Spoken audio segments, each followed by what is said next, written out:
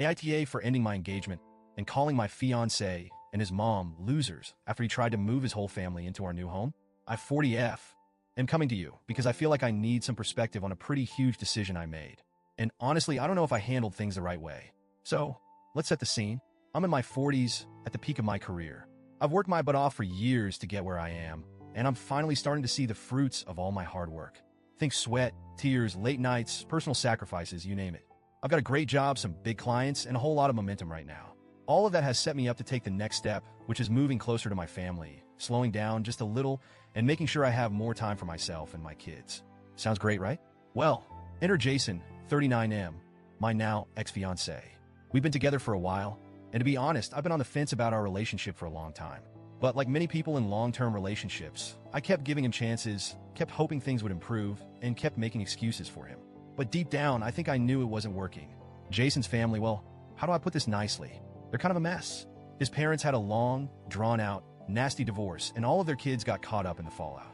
It's like they've never fully recovered, and as harsh as this sounds, I can't help but think of them all as, well, losers. Jason's sister got a cosmetology certificate but refuses to work because she insists on being a stay-at-home mom, which would be fine if she was with a partner, but she's not. She's always angry at her ex about child support, and that's pretty much her entire personality now. Jason's brothers are both musicians who can't seem to hold down a real job because they're too busy chasing dreams that don't pay the bills. One of them even sent his baby mama back to her parents as soon as she got pregnant. As for Jason, we've had a lot of ups and downs. Early on in our relationship, he couldn't hold a job for more than a few months. He's always complaining, always looking for the next thing to fix his life, but he never actually follows through with anything. And when my career started taking off, it felt like every single step forward I made, he tried to drag me into something involving his family. Like every single time, whether it was trying to get his mom a food stand in a project I was working on or asking me to hire his brothers through my business contacts, it was constant. And here's the kicker. He never once asked if I could help MY family. It's always about his family and how he can plug them into MY successes.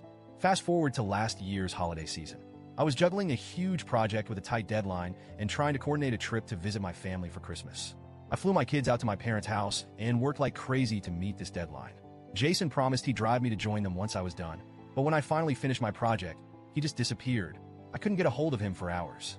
By the time I did, it was too late to catch a flight. So, I ended up driving myself on Christmas Eve, exhausted and anxious, after crying because he made me wait so long. Turns out, he didn't leave when I needed him because his mom got emotional. That was the first real moment where I thought, I need to get out of this. But I didn't. I stayed. Then things got worse. I started landing bigger clients and making more money, and Jason started getting more and more entitled. He had the nerve to suggest starting a business with his family using MY resources. He wanted me to hire a company he'd create, in name only, mind you, to basically siphon off my hard-earned success. I told him flat out no. It was a huge fight, but I stood my ground. Then, about a month ago, we found a rental property. It was perfect. I need a home office, and we needed bedrooms for my kids. But Jason had this look in his eyes and started talking about needing an extra room. My gut told me something was off, and sure enough, he wanted his entire family to move in with us. His reasoning? They'd stay until they found jobs. I laughed out loud, because if I let that happen, they'd never leave. I'd be stuck supporting his deadbeat family forever. When I confronted him, he threw a tantrum, like full-on toddler mode. He stormed out, grabbed his backpack, and disappeared for days.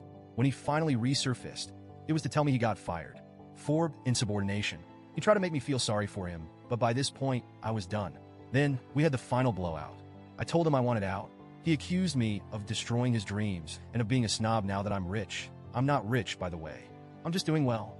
He had a full-on meltdown, rocking back and forth while holding the steering wheel and accusing me of ruining his life.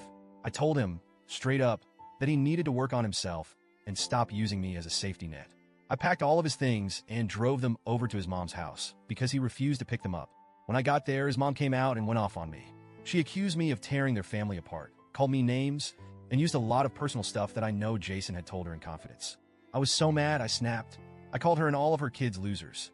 Now Jason won't remove his car or his gym equipment from my garage because I disrespected his mom. He's been sending me texts about couples therapy, but I want nothing to do with it. I'm done. So Reddit. Am I the A***hole for finally ending things and calling him and his family losers after they tried to guilt me into supporting them?